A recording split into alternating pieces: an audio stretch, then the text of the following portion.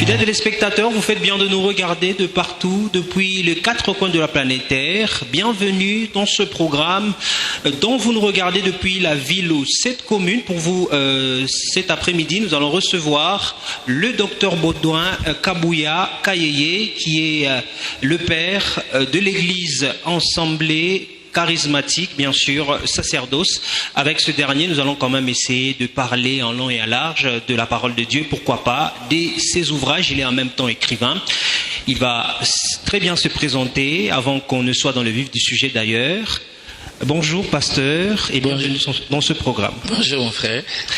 Vous êtes pasteur, je l'ai présenté bien sûr, pasteur Baudouin Kabouya Kayeye. Une brève présentation certainement, question de permettre à ceux qui nous regardent de savoir un peu plus sur vous. Brève présentation, je dirais que, comme vous l'avez dit, le nom c'est Baudouin Kabouya. Je suis pasteur berger de l'Assemblée charismatique, le Saint-Sacerdoce.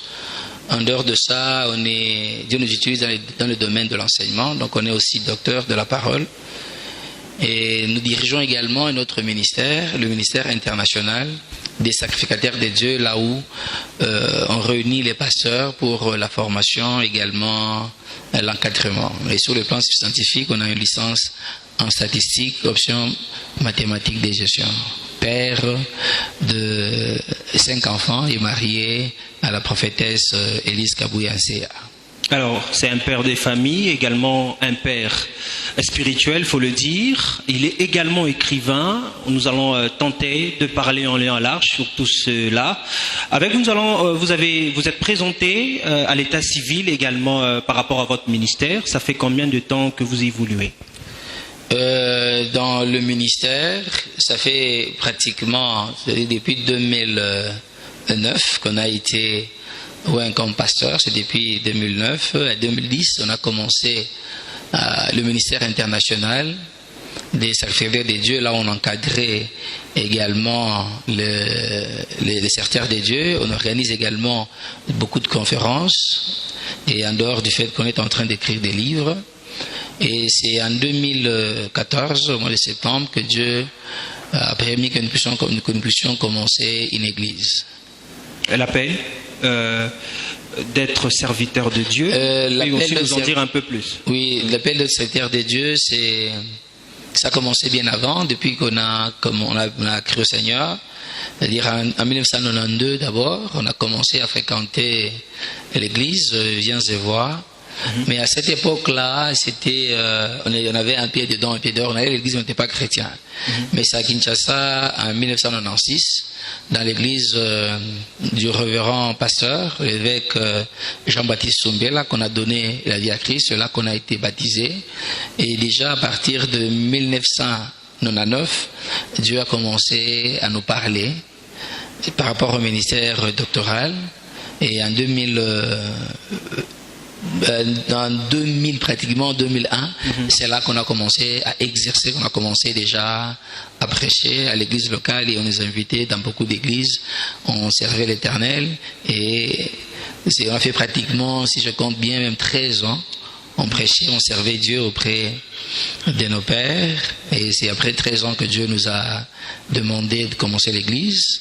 Mais déjà, 4 ans avant, on avait déjà commencé le ministère international des sacrificateurs de Dieu et là on organisait même des conférences, mais tout en étant au pied du pasteur de la conquête que je salue déjà, pasteur Romain Kazadi. J'étais à ses pieds, mais j'organisais des conférences là où j'enseignais les pasteurs. Pasteur, vous allez me permettre de vous appeler aussi artiste parce que vous êtes écrivain. Il n'y a pas de problème. Ça fait combien de temps déjà que vous êtes écrivain, vous êtes dans la plume?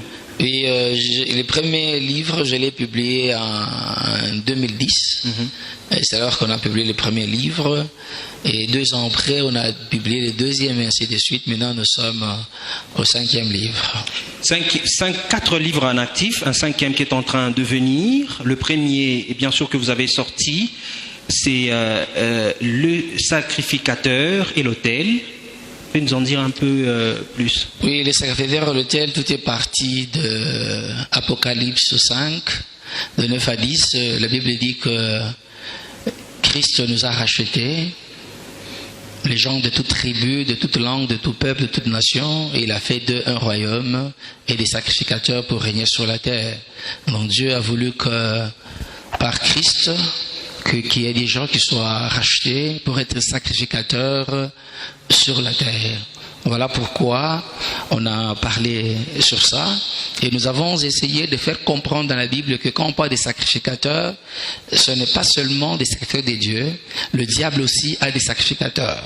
C'est-à-dire des personnes qui offrent des sacrifices à Dieu, de personnes par qui on passe pour offrir des sacrifices à Dieu. Nous voyons dans la Bible, nous voyons également Élie qui s'était retrouvé au mont Carmel, il pouvait faire le sacrifice à Dieu. Il y a également les prophètes de Baal qui pouvaient aussi faire leur sacrifice à Dieu. Voilà pourquoi vous allez comprendre dans la Bible, surtout dans la version Louis II, on parle également de prêtres. Des prêtres, ce sont aussi des sacrificateurs, mais des sacrificateurs de Satan selon la Bible Louis II. Il n'y a que Jéthro qu'on appelle sacrificateur de Madian, malgré qu'il soit aussi sacrificateur de païens. Donc là, on a essayé de relever deux points pour parler des sacrificateurs, des sacerdoces de Dieu et aussi de Satan. Voilà ce qu'on a essayé. Et en dehors de ça, on a essayé aussi de faire comprendre que lorsqu'on est sacrificateur, c'est pour offrir des sacrifices. Or, dans 1 Pierre 2, de 4 à 5, on dit que nous sommes des pierres vivantes, nous devons nous édifier pour former la maison spirituelle de Dieu, le saint sacerdoce, pour offrir des sacrifices spirituels à Dieu. Voilà pourquoi, là aussi, on a essayé de montrer aux gens, pendant ce temps, quels sont les sacrifices spirituels qu'on est appelé à offrir à Dieu. Et la deuxième partie, nous parlons également des autels, parce qu'on a différencié, il y a 3 autels, il y avait les autels en terre, les autels en airain ou bien en cuivre, et les autels d'or. On a essayé dans le livre de spécifier chaque autel. Présentement, ça se trouve où et comment on peut construire et comment on peut y offrir des sacrifices. Voilà ce que nous avons pu parler sur le premier livre. Le premier livre. Avant qu'on ne parle du second, bien sûr, qui est le saint sacerdoce, il faut qu'on parle aussi du contrainte du lecteur en République démocratique du Congo. Les Congolais en général, comme on l'a dit, s'il faut cacher une information à un Congolais, il faut le mettre dans les livres. Et vous ne pensez pas à cet état des choses, cette contrainte, peut-être qu'il ne vous décourage pas. Comment vous y prenez? C'est vrai, les Congolais lisent difficilement. C'est facile de donner des images à un Congolais que lui donner un livre pour essayer de lire. Mais moi, la particularité, c'est que Dieu, jusque-là, est en train de m'utiliser à publier dans les domaines des serviteurs de Dieu. C'est vrai, ça intéresse tout le monde, tous les chrétiens, mais beaucoup plus les serviteurs de Dieu. Un serviteur de Dieu, s'il n'est pas lecteur de la Bible, s'il n'est pas lecteur des ouvrages qui parlent de la Bible, il sera limité. Voilà pourquoi on ne souffre pas tellement, parce que nous avons quand même des lecteurs. La grande partie des gens qui sont en train de le lire, ce sont des serviteurs de Dieu. Mais nous encourageons seulement à tout le monde, à tous les Congolais, de commencer à beaucoup lire, à s'exercer à la prière, c'est très important. À la lecture. Alors, en quelques mots seulement, les débuts, tu lancé dans ce monde d'écrivain. Comment est-ce que vous étiez arrivé? Pourquoi pas rester seulement dans le ministère? Vous êtes dit non, je peux aussi me lancer dans la plume. Oui, bon, vous savez, Dieu a des plans compliqués. Quand on a commencé le ministère international des sacrificateurs des dieux, qu'on était en train d'encadrer des pasteurs, pendant qu'on donnait les enseignements, là, il y a un pasteur qui a insisté, c'est-à-dire des choses que vous êtes en train de nous enseigner, elles sont importantes, il faut les écrire. Je n'écrivais pas, mais il m'a fait tellement une pression et j'ai commencé à écrire pour lui faire plaisir. Et quand j'ai écrit, la réaction des gens m'avait beaucoup plus encouragé et aujourd'hui je me trouve au 5e livre. Donc j'ai commencé comme un jeu, mais maintenant là j'ai pris goût et on évolue. Mais par rapport à mes prévisions, je pense que je suis un peu en retard. Parce que je me disais à un certain moment, ça devait être un livre par an. Mais bon, des fois, on est dépassé par l'église, par d'autres activités.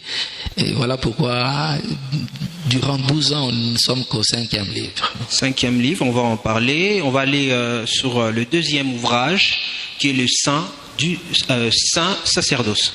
Oui, sur le deuxième ouvrage, le saint sacerdoce, c'est juste, si on peut appeler volume 2 du premier livre, parce que beaucoup de gens qui m'ont lu m'ont encouragé de publier. Et la particularité, si je peux dire, j'ai essayé de faire la différence entre la sanctification et la purification, parce que on est en train de confondre toutes ces choses-là. Ce sont deux points qu'on a essayé de parler. Et aussi, nous avons parlé de la croissance d'un chrétien, d'un serviteur. Vous savez, quand la Bible parle que lorsqu'on gagne une âme, la Bible parle de la moisson. Mais lorsque nous lisons soit le dictionnaire biblique ou bien le dictionnaire scientifique, la moisson, c'est la récolte de céréales ou de blé. Donc toute récolte n'est pas la moisson. Et lorsque nous essayons d'évoluer, nous allons voir quelqu'un qui est en train de faire une récolte de patates douces. Il peut les consommer dans le champ, mais lorsqu'il fait les récoltes de riz, par exemple, il ne consomme pas dans le champ. Il y a tout un processus. Il y a la balle qu'il faut enlever, et puis quand on a la balle, il faut vanner. Après, il faut passer au crible, il faut arriver à moudre, parce que là, on parle du blé, parce qu'en Israël, on parlait du blé, il faut arriver à moudre. Après cette période-là, il faut faire la pâte. Après la pâte, il faut la cuisson et la consommation. Et ce sont les étapes importantes par lesquelles tout serviteur de Dieu est appelé à passer. Et si on enjambe une étape dans cela, c'est vraiment un problème. On peut commencer à dire, c'est un bon serviteur, mais le mais là, c'est pour dire que soit on mange un pain là où il y a de la paille, on mange un pain là où il y a de grains de sable, on mange un pain, la cuisson n'était pas bonne, tout ça. Et si le pain est bien fait, la consommation ne pose pas de problème. Voilà pourquoi un serviteur de Dieu, il est appelé à être consommé.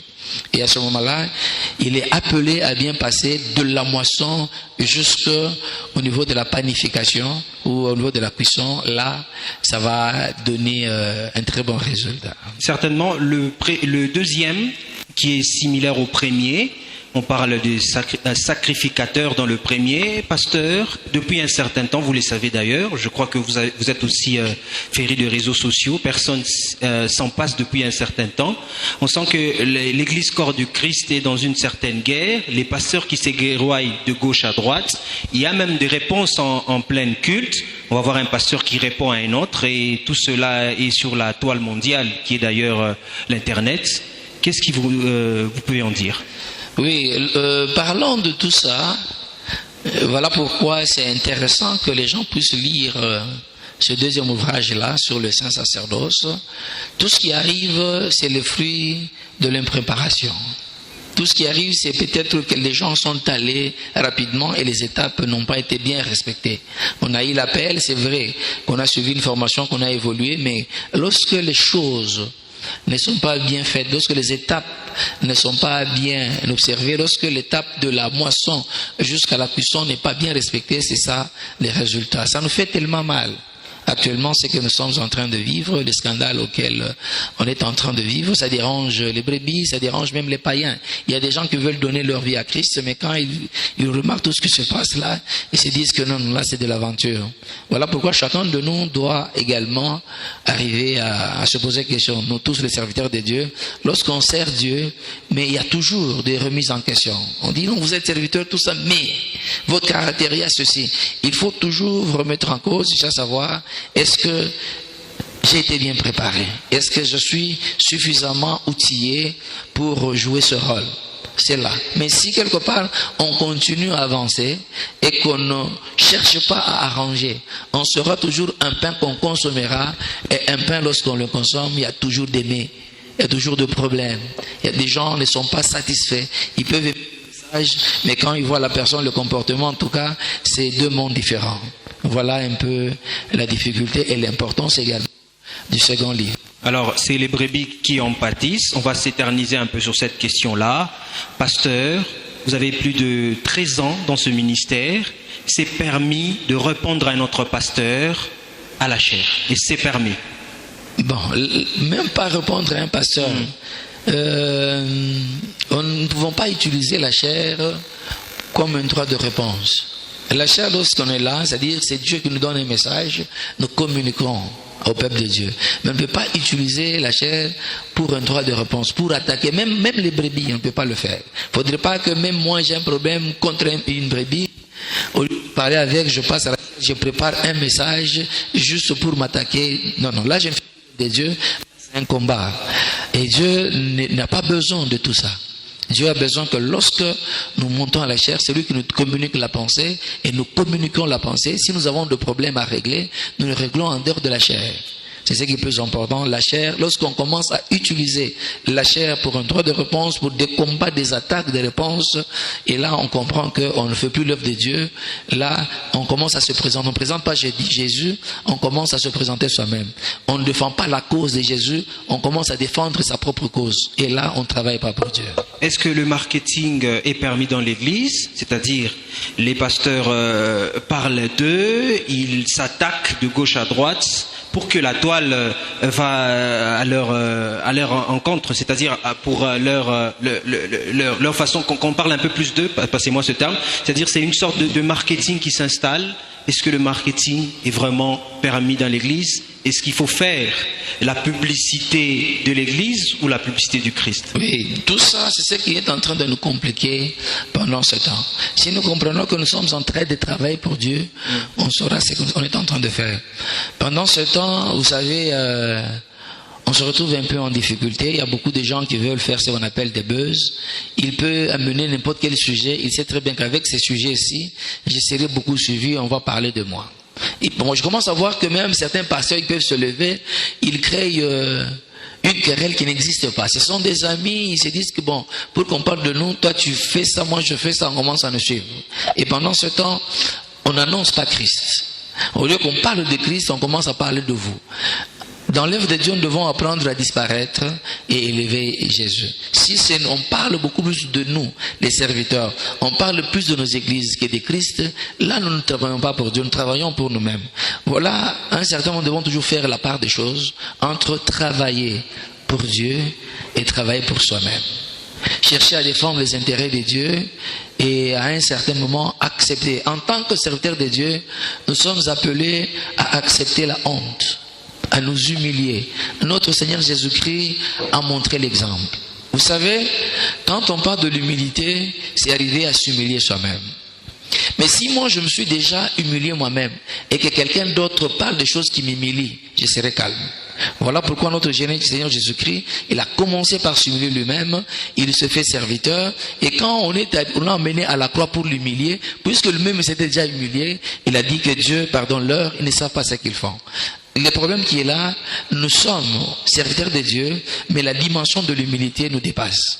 Donc, est en train de nous échapper. Voilà pourquoi l'importance de ce livre-là, parce que ça nous donne aussi des moments de stratégie pour arriver en sorte qu'on puisse disparaître, qu'on laisse Christ être élevé et accepter d'être comme un sacrifice. Voilà pourquoi lorsque nous parlons de ce livre-là, le premier sacrifice spirituel que nous offrons à Dieu, c'est nous offrir nous-mêmes. Nous sommes des sacrifices. Si tu es déjà un sacrifice, tu t'es déjà sacrifié, même si on t'insulte n'importe comment, tu es un sacrifice, tu acceptes.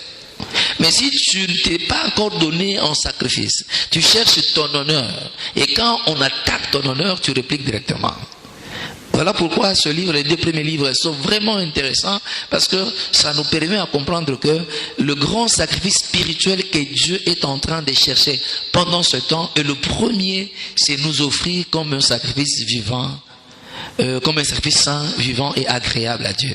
Et ne pas nous conformer au siècle présent, et nous devons savoir discerner quelle est la volonté de Dieu, ce qui est bon, agréable et parfait. Donc nous, les pasteurs, si nous cherchons à nous conformer au siècle présent et que nous n'avons pas le renouvellement de l'intelligence, essayer de comprendre des choses selon Dieu, parce que l'intelligence c'est la capacité de comprendre des choses. Si nous ne comprenons pas des choses selon Dieu et nous comprenons les choses selon le monde, directement on est perdu. On sera confondu avec tout le monde, les musiciens mondains, tout ça, ils font leur polémique et nous aussi les pasteurs nous sommes dans les polémiques. Alors pasteur, avant de passer au troisième ouvrage, on va prendre la dernière question par rapport au deuxième ouvrage certainement. Est-ce que les pasteurs sont des stars? Quand je parle des stars, en anglais, star qui veut dire étoile. Est-ce que les pasteurs sont des étoiles pour les fidèles? Oui, si nous rentrons totalement dans la Bible, par rapport à la définition de la Bible, nous voyons que dans la promesse qu'on avait donnée à Abraham, on avait dit à Abraham qu'il y aura la postérité selon le sable de la terre, également selon les étoiles du ciel. Donc on a dit à Abraham 2 postérités. Le sable de la terre, c'est-à-dire la descendance biologique d'Abraham. Étoiles du ciel, descendance spirituelle d'Abraham que nous sommes. L'Église, ce sont les étoiles. C'est construit des étoiles. Effectivement, un chrétien, c'est une étoile. Il est appelé à briller. Mais la conception mondaine de l'étoile là, oui, c'est ce qui pose le problème. Tout chrétien, c'est une étoile. Tout chrétien est appelé à dominer. Nous sommes la lumière du monde. Nous sommes appelés à dominer pour faire en sorte que les hommes quittent les ténèbres vers la lumière. Et puis nous sommes la lumière parce que l'étoile est en train de produire la lumière. Mais est-ce que les autres qui s'appellent étoiles, parce qu'on appelle star, bon, tout ça, bon, de la manière du monde, est-ce que ces gens-là, ils amènent les gens dans la lumière ou dans les ténèbres? C'est qu'ils dégagent, c'est la lumière ou les ténèbres. Voilà pourquoi il y a un problème de conception du mot star ou étoile par rapport à la Bible et à la conception mondaine. Voilà pourquoi la Bible dit que nous devons être renouvelés. Notre intelligence doit être renouvelée. Nous devons pas comprendre les choses selon les siècles présents. Nous devons comprendre les choses selon la Bible. Si nous comprenons que nous sommes des étoiles selon la Bible, nous allons bien jouer notre rôle. Mais si nous comprenons que nous sommes les étoiles selon le siècle présent, nous n'allons pas jouer notre rôle selon la Bible, nous allons jouer notre rôle selon le siècle présent, et à ce moment-là, ça sera des scandales. Voilà pourquoi on assiste aux scandales.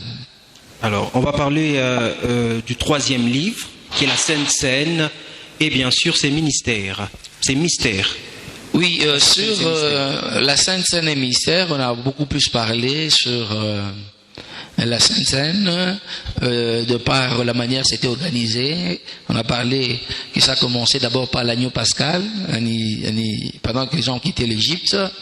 On a vu comment les anciens ont fait, et Jésus a institué avec le pain sans levain, et puis il l'a fait avec le fruit de la vie. Et là, nous avons, et c'est ce qui est particulier, en dehors de tout ça, nous avons essayé de démontrer, à partir des Écritures, qu'est-ce que Christ avait bu. Parce que lorsque on est en train de lire Matthieu 26 ou d'autres livres comme Marc ou Luc qui parlent de cela, Christ est en train de dire qu'il avait bu le fruit de la vigne. Et ce fruit de la vigne est appelé à la rémission de péché.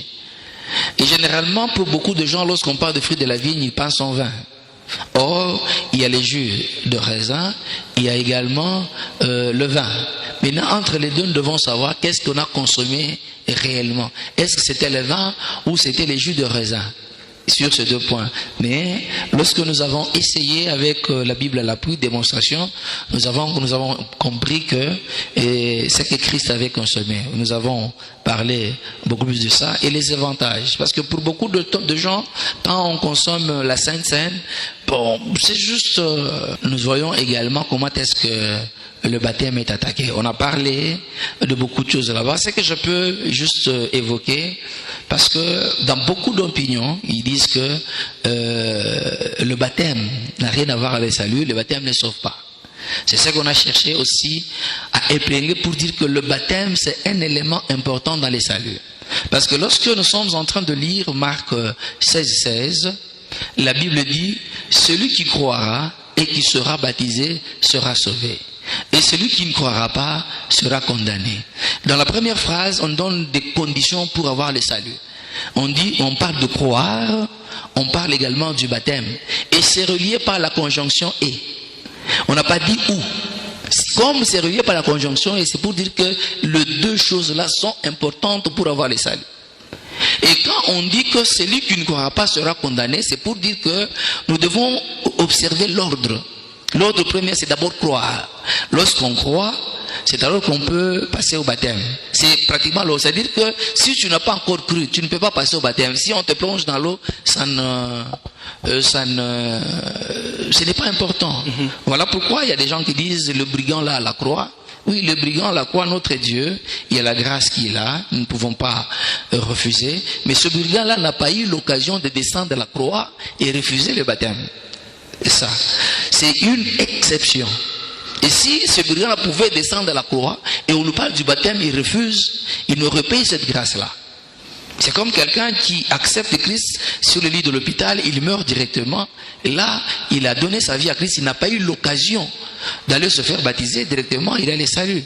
Voilà, nous avons parlé de tout ça, on a démontré avec beaucoup de versets, nous avons pris 2 Pierre 1, des 10 à 11, la Bible est en train de nous dire que nous devons arriver au point d'affirmer notre élection et notre vocation, et lorsque nous agissons de cette manière-là, c'est alors que l'entrée dans le royaume éternel de notre Seigneur Jésus-Christ nous sera pleinement accordée. Voilà, il y a beaucoup de versets qui sont en train de témoigner dans ce livre-là pour dire que le baptême, c'est un élément très important pour le salut. Et même si on est baptisé, la Bible dit, dans Matthieu 10, que celui qui persévérera jusqu'à la fin sera sauvé. Donc même le baptême, là, c'est un élément important, mais ce n'est pas ça l'aboutissement. Donc il faut continuer. Voilà pourquoi, dans 1 Corinthiens 10, on demande comment les anciens étaient baptisés en Moïse, dans la mer, symbole de baptême de l'eau, dans la nuée, symbole du baptême du Saint-Esprit. Ils ont mangé de la manne, ils ont bu au rocher, donc ils ont vraiment évolué dans la vie chrétienne, si on pouvait interpréter. Mais la Bible dit, puisqu'ils étaient rebelles, ils ont péri dans le désert. Ils ne sont pas entrés à Canaan. Donc tout ça, on peut les avoir, ce n'est pas ça. Voilà pourquoi dans le dernier livre, nous parlons aussi de la manière dont un chrétien, il peut être chrétien, mais il rate l'enlèvement. Alors, vous avez déjà parlé du dernier ouvrage, qui est d'ailleurs en pleine maternité. L'ouvrage est en train de venir. Vous pouvez nous le présenter également. Cet ouvrage va engendrer une conférence publique qui est prévue pour le mois prochain. Oui, cet ouvrage-là, il est tellement important. Il est tellement important parce que pour beaucoup de gens, lorsque l'enlèvement se fait, tout s'arrête. Les gens vont dans le Nouvelle Jérusalem, ça s'arrête là. Mais dans cet ouvrage-là, nous sommes en train de montrer que lorsque l'Église est enlevée, la vie continue sur la terre. Dans cet ouvrage-là, nous cherchons de montrer que Dieu a créé la terre pour l'homme, pour que l'homme puisse jouir. Et si Dieu peut permettre que l'homme aille vivre au ciel, et abandonne définitivement cette terre-là, c'est que Dieu aura échoué, le diable aura réussi, même s'il peut se retrouver dans les temps des feux. Voilà pourquoi ce sont des éléments que nous sommes en train de parler dans ces livres. Comment est-ce qu'après l'enlèvement, qu'est-ce qui se passe? Jusqu'au moment où la Nouvelle Jérusalem va descendre, jusqu'au moment où la terre ici va être dissoute par les feux, les arbres, tout ce qui doit être dissous par les feux, il y aura une nouvelle terre sur cette terre il serait ici, la terre passe, il y aura une nouvelle terre, un nouveau ciel, et Nouvelle Jérusalem va descendre. Voilà les éléments importants que nous sommes en train de parler sur ça, pour que l'on arrive à comprendre que nous avons juste une petite vie sur cette terre actuellement, qui doit nous permettre à préparer une longue vie à venir.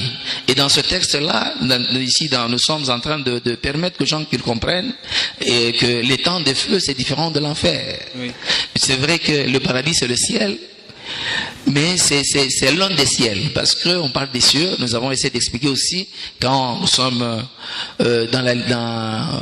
c'est encore quoi? Jésus qui nous demande comment prier, il commence par dire, notre Père qui est aux cieux. Mais quand on parle de la volonté, que ce soit sur la terre comme aux cieux. Nous voyons, on parle de pluriel, on parle de singulier, et toutes ces choses-là, on les explique là-bas pour qu'on comprenne que quand on parle du ciel, où le paradis est différent de la Nouvelle Jérusalem. Alors, l'ouvrage qui est en train de venir est la nouvelle, dès l'enlèvement, la Nouvelle Jérusalem, certainement une conférence biblique qui va être organisée du 2 bien sûr au 5 mai prochain, de 9h à 12h, et de 12h à 12h30, certainement vous aurez toutes les précisions nécessaires dans notre prochaine intervention. Fidèles téléspectateurs, nous avons reçu pour vous le pasteur qui est en même temps docteur, Baudouin Kabouya Kayeye, qui est le père de l'Assemblée charismatique sacerdoce. Merci d'avoir accepté notre invitation. Merci aussi de jouir de cette grâce d'être invité, d'être reçu par un grand journaliste que vous êtes. En tout cas, que Dieu vous bénisse. Merci également de nous avoir reçus, parce que nous sommes reçus par vous, il faut qu'on le dise quand même. Fidèles téléspectateurs, ça a été pour nous un plaisir de vous avoir accompagnés. Question ici d'être édifiés au travers de ce programme. Merci à l'Esprit Saint qui nous a accompagnés lors de cette interview. Merci au pasteur Baudouin Kabouya Kayeye. Nous rappelons qui est de l'église Ensemblée Charismatique Sacerdoce que vous retrouvez sur l'avenue Kassangoulou. Merci à J.K. Pawa qui était derrière les caméras, qui nous a également permis de vous attendre de partout où vous nous avez regardé. Un clin d'œil au manager Rivaldi. Fidèles téléspectateurs, le prochain rendez-vous, c'est bientôt. Bye bye.